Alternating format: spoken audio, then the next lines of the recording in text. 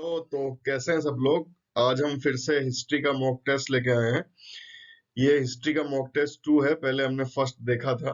ठीक है, हिस्ट्री के मॉक टेस्ट 2 में अब हम क्वेश्चंस देखते हैं। देखिए, पहला क्वेश्चन है आपके सामने। Who stated Muhammad Ali Jinnah as a brand ambassador of Hindu Muslim unity. Hindu मुस्लिम एकता के जो ब्रांड एम्बेसडर है उनको किसको कहा गया है? मोहम्मद अली जिन्ना को। ठीक है, और ये आपको बताया गया है और क्वेश्चन पूछा गया है कि ये किसने कहा। ठीक है, तो काफी लोगों को ये भी नहीं पता होगा कि मोहम्मद अली जिन्ना को ऐसा कभी कहा गया और क्यों कहा गया। तो इसका थोड़ा सा बैकग्राउंड हम डिस्कस कर लेते हैं। लखनऊ पैक्ट के टाइम जो भूमिका थी, लखनऊ समझौते के टाइम, इसलिए उनको ये कहा गया था उस टाइम। और जो मोहम्मद अली जिन्ना है वो शुरू के कुछ सालों में कम्युनलिज्म के खिलाफ थे। वो हिंदू मुस्लिम एकता की बातें करते थे। ठीक है, बाद में वो वैसे हो गए, पाकिस्तान की डिमांड और सब कुछ। ठीक है, पहले वो हिंदू मुस्लिम यूनिटी के मतलब उसको प्रमोट करते थे, तो इसलिए इनको ब्रांड एम्बेसडर लखनऊ पैक्ट के टाइम पे कहा गया था। ठीक है, किसके द्वारा कहा गया था? तो इसका आंसर आप लोगों ने अभी तक दिया होगा। ठीक है, इसका आंसर है गोपाल कृष्ण गोखले। ठीक है, इन्होंने इनको ये कहा था और ये गांधी जी के राजनीतिक गुरु भी हैं। ठीक है, तो कहीं अगर क्वेश्चन आता है तो आपको ध्यान रखना है गांधी जी के राजनीतिक गुरु कौन है। गोपाल कृष्ण गोखले, और इन्होंने ही मोहम्मद अली जिन्ना को कहा था brand ambassador of Hindu Muslim unity. ये क्वेश्चन आपसे दो तीन तरह से घुमा कैसे ही पूछा जा सकता है कि किसको कहा गया, कब कहा गया, किसने कहा। ठीक है, इनमें से कोई भी ये तरीका हो सकता है। ठीक है, देखते हैं next question. Who requested Gandhi ji to look into the problems of indigo planters of Champaran. जो नील की खेती करते थे चंपारण के, ठीक है, उनके मैटर में देखने के लिए, जिसको हम चंपारण सत्याग्रह बोलते हैं, वो किसने गांधी जी को इनवाइट किया था, किसने गांधी जी को रिक्वेस्ट की थी उस टाइम पे। ठीक है, तो ये एक लोकल मेंबर थे वहां के। ठीक है, लोकल मेंबर थे गांव के। ये इन बड़े बड़े नामों में से कोई नहीं है। गोपाल कृष्ण गोखले, सरदार पटेल, मदन मोहन मालवीय, वो कौन थे? राजकुमार शुक्ला। एक आपको इस तरह से याद रखना है, एक लोकल मेंबर थे। ठीक है, जिन्होंने इनवाइट किया था उस टाइम गांधी जी को। उनका क्या नाम है? राजकुमार शुक्ला। ठीक है, जो भी आपने आंसर दिया होगा ध्यान रखिए आगे के लिए, इसका आंसर है राजकुमार शुक्ला। ठीक है, देखते हैं next question. Who called the Rowlatt act the black act? ठीक है, तो रोलेट एक्ट को ब्लैक एक्ट किसने कहा? तो ये रोलेट एक्ट के टाइम पे ही सब चर्चित नाम उस टाइम पे सब थे। ठीक है, सैफुद्दीन किचलू, बिपिन चंद्र पाल, लाला लाजपत राय, थोड़ा बाद में साइमन कमीशन के टाइम एक्टिव थे। साइमन कमीशन के विरोध करते हुए लाठियों से ये एक्सपायर हुए। और इन डायलॉग भी कई बार पूछा जाता है कि मेरे शरीर पे एक एक लाठी इस इंग्लिश ताबूत में आखिरी कील साबित होगी, इस तरह से इनका डायलॉग था। तो यहाँ पे जो ब्लैक एक्ट कहा वो किसने कहा? महात्मा गांधी ने। ठीक है, रोलेट एक्ट को ब्लैक एक्ट की संज्ञा किसने दी? महात्मा गांधी ने। ठीक है, देखते हैं next question. Who was not among the 3 Indian members of Hunter committee? तो हंटर कमिटी जो कि जलियांवाला बाग के जो मिसडूइंग्स थी, जो बहुत बड़ा गलती की थी अंग्रेजों ने, उसको देखने के लिए बनाई गई थी। ठीक है, और उसके जो चीफ थे उसके नाम पे इसका नाम हंटर कमेटी से सब इसको जानते हैं। ठीक है, उसमें 3 इंडियंस को भी लिया गया था। तो यहाँ पे नोट है किसको नहीं लिया गया था। इन तीनों में से, इन चारों में से वो कौन है जो उस कमेटी में नहीं था? ठीक है, तो उस टाइम पे देखिए, ज्यादा से ज्यादा जो राजे रजवाड़े थे और जो बड़े बड़े लोग थे उन्हीं का प्रतिनिधित्व होता था। तो उस टाइम पे सीआर दास इतने ज्यादा फ्रंट में नहीं थे, तो ये उस कमेटी में नहीं थे। ये इसका आंसर है। बाकी सर चिमनलाल, हरिलाल सेतलवाड़, पंडित जगत नारायण और सरदार साहिबजादा सुल्तान अहमद खान, ये तीनों उस कमेटी के मेंबर थे। ठीक है, तो इसका आंसर है सीआर दास। इसके बाद जैसा ये क्वेश्चन कई बार क्रोनोलॉजिकल ऑर्डर में जमवाया जाता है आपसे, अगर कुछ नहीं मिलता है तो ये क्वेश्चन तो फिक्स है, हर बार आता ही है, कुछ ना कुछ आपको दे दिया जाएगा। इवेंट्स जरूर कुछ पास के हो सकते हैं, कुछ दूर के हो सकते हैं, लेकिन ये आपसे पूछा ही जाता है। ठीक है, और दूसरा तरीका क्या होता है कि मैच द फॉलोइंग, इसमें से किसने फाउंडर हो या किसी जो आंदोलन हो उससे एसोसिएटेड नाम हो, इस तरीके से आपको मैच करवाया जाता है। ठीक है, तो उसी तरह का ये क्वेश्चन है। ये क्रोनोलॉजिकल ऑर्डर में जमाना है किस तरीके से ये हुए थे।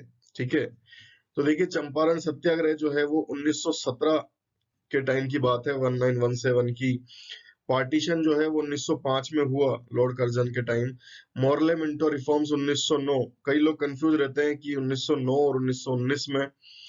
तो 1909 1919 जो था 1919 वो था मॉन्टेग्यू चेम्सफोर्ड, ठीक है। वो दोनों ही इंडियन काउंसिल एक्ट हैं। जो 1909 वाला है उस टाइम पे मार्ले मिंटो कहा जाता है। मार्ले मिंटो क्यों कहा जाता है ये भी आपको ध्यान रखना है। ये दोनों नाम जो है वो उस टाइम पे जो थे उनके नाम है, ठीक है। तो जलियांवाला बाग मसकरे जो है, जलियांवाला बाग हत्याकांड, ये 1919 का है। तो पार्टीशन ऑफ बंगाल सबसे पहले आ रहा है, उसके बाद में मार्ले मिंटो रिफॉर्म्स 1909, उसके बाद में चंपारण सत्याग्रह 1917 और उसके बाद जलियांवाला बाग 1919, ठीक है। तो ये ध्यान रखना आपको, मार्ले मिंटो मैंने बताया सेक्रेटरी ऑफ स्टेट और जो उस टाइम पे लॉर्ड थे, ठीक है, वायसरॉय, उस तरीके से आपको ध्यान रखना है। तो यहाँ पे आपका जो क्रम बन रहा है वो बन रहा है बी से स्टार्ट होके। तो बी से यहाँ पे दो ऑप्शन है, वहां पे किस तरह देखा जाता है पूरा मिला के आपको देखना नहीं है। आपको समझ में आ गया कि कौन सा सबसे पहले, देख लो उसमें से कौन से ऑप्शन मैच कर रहे हैं। दो तो वैसे ही कट गए। अब बी के बाद क्या आ रहा है, सी आ रहा है या ए आ रहा है। तो बी के बाद आपका मार्ले मिंटो रिफॉर्म्स है, ठीक है। तो सी आ रहा है, तो आंसर हो गया हमारा option 2, B C A D, ठीक है। तो इस तरीके से वहां पे आपको इस तरह क्वेश्चन अटेम्प्ट करने होते हैं। पूरा सजा के पूरा मैच नहीं करना, पहला मिल गया दूसरा मिल गया खत्म, इस तरीके से वहां पे आपका आंसर हो जाएगा, ठीक है। देखते हैं next question. Who described activities of Indian nationalist and intelligentsia by describing letting of a gas. एक गैस के बुलबुले की तरह, जैसे बुलबुला उठता है और फिर उठता है लास्ट में अपने आप बस्ट हो जाता है, उस तरीके से ये जो भारतीय नेशनलिस्ट हैं और इंटेलिजेंसिया जो बुद्धिमान लोग हैं वो इसी तरह के हैं कि उठेंगे और अपने आप खत्म हो जाएंगे, ठीक है। तो ये किसने कहा, तो ये लॉर्ड कर्जन की सारी पॉलिसीज थी जिनसे बहुत दिक्कत हुई थी, ठीक है। जिन्होंने ये लेटिंग ऑफ गैस कहा, बंगाल विभाजन, बहुत सारी चीजें जुड़ी हुई हैं, ठीक है। तो जो भी ऐसा कोई बहुत ज्यादा डेरोगेटरी कमेंट आपको मिलता है, बहुत ज्यादा नीचता वाला कमेंट, तो वो आपको मिलेगा लॉर्ड कर्जन का, ठीक है। तो इस तरीके से ध्यान रख सकते हैं। परमानेंट सेटलमेंट पूछा जाता है तो कॉर्नवालिस नाम आता है, पहले वायसराय लॉर्ड कैनिंग, ठीक है। तो सॉरी, तो इस तरीके से ये आपसे पूछा जाता है, ठीक है। देखते हैं next question. Who was Congress president at Banaras session 1905, ठीक है। तो ये सूरत स्प्लिट हुआ 1907 में जाके, उसके पहले ही इसका चालू हो गया था काउंटडाउन। तो 1905 में भी दोनों दल चाहते थे कि हमारा जो है बने प्रेसिडेंट, तो इस तरीके से 1905 से चालू हो गया था। फिर 1906 में भी दोनों चाहते थे, ठीक है। तब दादा भाई नौरोजी को बना के बचा लिया गया और 1907 में जाके स्प्लिट हो गया था। तो इस तरीके से 1905 से चालू हुआ था। यहाँ पे भी जो मॉडरेट्स हैं उन्हीं का था, ठीक है। जी के गोखले, गोपाल कृष्ण गोखले यहाँ पे प्रेसिडेंट थे 1905 के सेशन में, ठीक है। ये आपको ध्यान रखना है। इसके बाद में हम देखते हैं in which session Congress approved a non cooperation programme. एक नॉन कोऑपरेशन प्रोग्राम कांग्रेस ने अप्रूव किस सेशन में किया, उसके बाद एंडोर्स किया, ठीक है, वो अलग हो जाएगा। लेकिन अप्रूव किस सेशन में अप्रूव कर दिया था कि भाई हम इस प्रोग्राम को सपोर्ट कर रहे हैं और इसमें क्या क्या हमको करना है, उसकी रूपरेखा बना दी गई थी, उसको अप्रूव कर दिया गया था, ठीक है। तो वो कौन सा प्रोग्राम, कौन सा सेशन है, ये हमको बताना है। तो जनरली जो कांग्रेस के सेशन है वो हमेशा दिसंबर में ही होते आए हैं उस टाइम पे, ठीक है। तो ये दोनों दिसंबर के हैं। तो आपको लगेगा इनमें से आंसर होना चाहिए अगर आपको पता नहीं है, लेकिन इस पर्टिकुलर काम के लिए एक स्पेशल सेशन बुलाया गया था जो सितंबर 1920 में बुलाया गया था, ठीक है। स्पेशल सेशन था, कलकत्ता में इसको बुलाया गया था, इसलिए इसका आंसर जो है वो सितंबर 1920 है, ध्यान रखें आप। इसका आंसर दिसंबर नहीं है, सितंबर 1920 में ये सेशन बुलाया गया था। तो किस सेशन में कांग्रेस ने अप्रूव किया नॉन कोऑपरेशन को, असहयोग आंदोलन को, वो अप्रूव किया उसने सितंबर 1920 में, ठीक है। अगस्त जो खिलाफत आंदोलन संबंधित है, सितंबर अप्रूव करने संबंधित है, और दिसंबर 1920 में इसको उन्होंने एंडोर्स किया और प्रमोट किया। और हम क्या कर सकते हैं, रूपरेखा जो इन्होंने सितंबर में बता के इसको अप्रूव कर दिया था, ठीक है। देखते हैं नेक्स्ट क्वेश्चन। तो यहाँ पे next question, the act which popularly known as the white washing bill, ठीक है। व्हाइट वॉशिंग बिल के नाम से हम किस एक्ट को जानते हैं। तो रॉलेट एक्ट जो है ये तो आप नहीं रख सकते हो, हथियार वगैरह बहुत ही खतरनाक एक्ट था। ठीक है, तो इसका व्हाइट वॉशिंग बिल से कोई कॉन्टेक्ट नहीं। व्हाइट वॉशिंग बिल मतलब एक तरीके से आप इंडेमनिटी दे रहे हो, एक तरीके से आप छोड़ दे रहे हो जो आपके व्हाइट सब्जेक्ट्स हैं उनको, ठीक है, कि गोरे लोगों को कोई दिक्कत ना आए, इस तरीके का कौन सा बिल है। हंटर कमेटी रिपोर्ट ये भी अलग चीज है, ठीक है, और साइमन कमीशन ये बिल्कुल अलग चीज है, ठीक है। ये जो संवैधानिक सुधारों के लिए बुलाई गई थी। तो जो इंडेमनिटी एक्ट है वो इसका आंसर है, ठीक है, ये आपको ध्यान रखना है। और ये जो हंटर कमेटी जो बुलाई गई थी उसके पहले ही ये कुछ अपनी रिपोर्ट देती, किसी को दोषी ठहराती, उसके पहले ही इंडेमनिटी एक्ट पास करके गवर्नमेंट ने अपने लोगों का बचाव कर लिया था, ठीक है। इसीलिए इसको इंडेमनिटी एक्ट को व्हाइट वॉशिंग बिल भी कहा जाता है। इसका मोतीलाल नेहरू जिन्हें बहुत विरोध किया था, तो इस तरीके से ये इंडेमनिटी एक्ट है जिसको व्हाइट वॉशिंग बिल कहा जाता है, ठीक है। इसके बाद बात करते हैं, which newspaper turned overnight into an English newspaper to escape the Vernacular Press Act, ठीक है। तो वर्नाकुलर प्रेस एक्ट जो है, इससे बचने के लिए, ये भी बहुत ऑपरेसिव एक्ट था, बहुत दबाने वाला एक्ट था। इसमें अगर आपका थोड़ा सा भी लगता है उनको, उनके ऊपर है, कोई आपके ऊपर कोर्ट नहीं बैठेगा, कोई सुनवाई नहीं होगी। अगर उनको लगता है कि आप जो है भड़काऊ चीजें इस्तेमाल कर रहे हो आपकी न्यूज़पेपर में, तो पूरा उठा के ले जाएंगे, आपकी सारी मशीनरी, सब ऑफिस ऑफिस सब बंद कर दिया जाएगा। इस तरह का एक था। तो इससे बचने के लिए कुछ अखबार जो है, क्योंकि वर्नाकुलर जो इंग्लिश के अलावा जो लैंग्वेजेस थी उन सब के लिए था, ठीक है। वर्नाकुलर शब्द भी समझ में नहीं आता है तो ये ध्यान रखें, जो इंग्लिश के अलावा लैंग्वेजेस थी उनके लिए एक था। तो इसलिए रातों रात इंग्लिश न्यूज़पेपर में टर्न किया। किसने टर्न किया ये आपसे पूछा गया है, तो इसका आंसर है अमृत बाजार पत्रिका। इस न्यूज़पेपर ने रातों रात इंग्लिश में इसको कन्वर्ट कर दिया, ठीक है। केसरी जो है वो मराठी में बाल गंगाधर तिलक चलाते थे, और ये दोनों अलग न्यूज़पेपर हैं। तो ये आपको ध्यान रखना है कि कौन सा न्यूज़पेपर जो है वो रातों रात ओवरटर्न हो गया किसमें, इंग्लिश न्यूज़पेपर में। तो इसका आंसर है अमृत बाजार पत्रिका, ठीक है। अब क्वेश्चन बार बार आप लोग बढ़ाने की डिमांड कर रहे थे, तो इस बार जो है वो 15 क्वेश्चन है। Which act is known as liberator of Indian press, Indian press के लिबरेटर के रूप में कौन सा एक्ट कहा जाता है, जो आपके प्रेस है उससे भी काफी क्वेश्चन पूछे गए थे, इसलिए हमने प्रेस को यहाँ पे इंक्लूड किया है, ठीक है। तो वो कौन सा एक्ट था जो लिबरेटर के रूप में कहा जाता है, यानी एक तरीके से मुक्त करने वाला, स्वतंत्र करने वाला प्रेस को। तो ऐसा एक ही होगा, क्योंकि ज्यादातर जो है वो ऑपरेसिव एक्ट थे, दबाने वाले एक्ट थे। यहाँ पे आपसे पूछा गया कौन सा एक्ट जो है जाना जाता है as a liberator of Indian press, ठीक है। तो वर्नाकुलर प्रेस एक्ट को आप सब जानते हैं कि ये बहुत दबाने वाला एक्ट था, तो ये तो इसका आंसर हो ही नहीं सकता। इसके बारे में भी बताया मैंने आपको। रजिस्ट्रेशन एक्ट में भी ऐसा नहीं था, और 1908 में जो न्यूज़पेपर एक्ट था ये भी दबाने वाला ही था, ठीक है। तो यहाँ पे इसका आंसर है प्रेस एक्ट 1835। इसी में ऐसा जो मतलब थोड़ा स्वतंत्र करने की नीति थी, प्रेस एक्ट 1835 में, इसलिए इसको लिबरेटर ऑफ इंडियन प्रेस कहा जाता है इस एक्ट को, ठीक है। आपको ध्यान रखना है, क्योंकि जो अलग हटके चीजें होती हैं, जो अपवाद होते हैं, वही अक्सर पूछे जाते हैं, ठीक है। देखते हैं next question, which of the following is a English newspaper, इनमें से कौन सा जो है वो इंग्लिश न्यूज़पेपर है, ठीक है। तो डक्का प्रकाश जो है वो फर्स्ट बंगाली न्यूज़पेपर था, केसरी जो है मराठी में आता था, दर्पण भी एक मराठी न्यूज़पेपर है।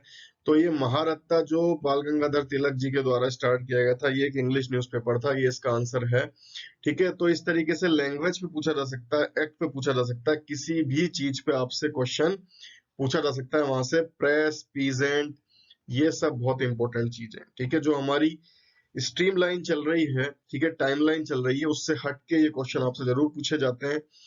फाउंडर, न्यूज़पेपर और पीजेंट, ठीक है। तो ये आपको ध्यान रखना है। देखते हैं next question, which of the following is known as Magna Carta of English education of India. Press के साथ एजुकेशन से भी आपसे पूछा जा सकता है, तो वैसे सिंपल क्वेश्चन है, आप अधिकतर लोगों को पता होगा। Magna Carta of English education किसको बोलते हैं, वो वुड्स डिस्पैच को हम बोलते हैं, जो 1854 में आया था, क्योंकि यहाँ से पहली बार क्रमबद्ध तरीके से, सेटल तरीके से आपको किस तरीके से जो आपकी शिक्षा है उसको बढ़ाना है, उसके लिए ये आया था, ठीक है। तो इसको वुड्स डिस्पैच 1854 को Magna Carta of English education in India कहा जाता है, ठीक है। सिंपल क्वेश्चन है लेकिन फिर भी पूछ लिया जाता है, इसलिए मैंने इसको इंक्लूड किया है। इसके बाद देखते हैं, विच committee appointed by Congress for a national scheme for basic education. कौन सी कमेटी जो है कांग्रेस ने अपॉइंट की थी कि वो एक फॉर्मुलेट करे, एक बनाए national scheme for basic education. ठीक है, तो बेसिक एजुकेशन के लिए कौन सी कमेटी जो है कांग्रेस के द्वारा अपॉइंट की गई, तो वर्धा में एक, वर्धा जो है गुजरात में, वहां 1937 में एक कांग्रेस ने एक मतलब देखा था कि किस तरीके से हमको एजुकेशन के लिए क्या करना चाहिए, फिर उन्होंने एक कमेटी अपॉइंट की। तो वो कौन सी कमेटी थी जो बेसिक एजुकेशन के लिए नेशनल स्कीम बनाने के लिए जो है कांग्रेस के द्वारा अपॉइंट की गई थी? तो इसके ऑप्शन है सर सैयद अहमद खान, मोतीलाल नेहरू, जाकिर हुसैन और राधा कृष्णन। तो यहाँ पे आंसर है जाकिर हुसैन कमेटी, ये जो है कांग्रेस के द्वारा अपॉइंट की गई थी। और ऑप्शन भी जो है शिक्षा से संबंधित है लेकिन आंसर नहीं है, इसलिए आपको ध्यान रखना है, जाकिर हुसैन कमेटी ये थी। ठीक है, देखते हैं नेक्स्ट क्वेश्चन, लास्ट क्वेश्चन आज का। Workers and peasants party also known as, peasant में भी जैसे पिछली बार कर्षक संगम ये क्वेश्चन था हमारे पेपर में, उसी तरह से इससे रिलेटेड जितनी स्कीम्स है वो पूछी जा सकती हैं। ठीक है, तो workers and peasant party also known as, workers and peasant party जो है इसका दूसरा नाम क्या था? ठीक है, तो ऑल इंडिया किसान सभा क्या इसका नाम था, कीर्ति किसान पार्टी, उत्कल किसान संघ, ये आपसे पूछ लिया था तो ध्यान रखें, उत्कल जो है किससे संबंधित है, उड़ीसा से संबंधित ये होता है। ठीक है, तो यहाँ पे जो इसका आंसर है वो कीर्ति किसान पार्टी है। ठीक है, कीर्ति किसान पार्टी इसका नाम था, वर्कर्स एंड पीजेंट्स पार्टी। ये ज्यादातर कहाँ पे एक्टिव थी? पंजाब में काफी एक्टिव थी ये। ठीक है, पंजाब के लिए नाम लिया जाता है। नौजवान किसान सभा, कीर्ति किसान पार्टी, ये एस्टेब्लिश बंगाल में हुई थी, बंगाल बॉम्बे में भी काम रहा है लेकिन ज्यादा काम इनका पंजाब में रहा है। ठीक है, तो ये सारे क्वेश्चंस थे जो जो जो रिलेटेड हमारे एरिया से वहां से निकलते हुए। फिर से मैं बोलूंगा आपको क्वेश्चंस के साथ साथ ऑप्शंस की डीप स्टडी करनी है, और आपके कितने भी नंबर आए आपको इन टॉपिक्स को अच्छे से पढ़ना है। ठीक है, तो इसी के साथ हम नेक्स्ट जो मॉक है वो नेक्स्ट सेशन में देखेंगे। जो भी आपका एक्सपीरियंस रहा और मार्क्स रहे उनको शेयर कीजिएगा। गुड बाय, जय हिंद।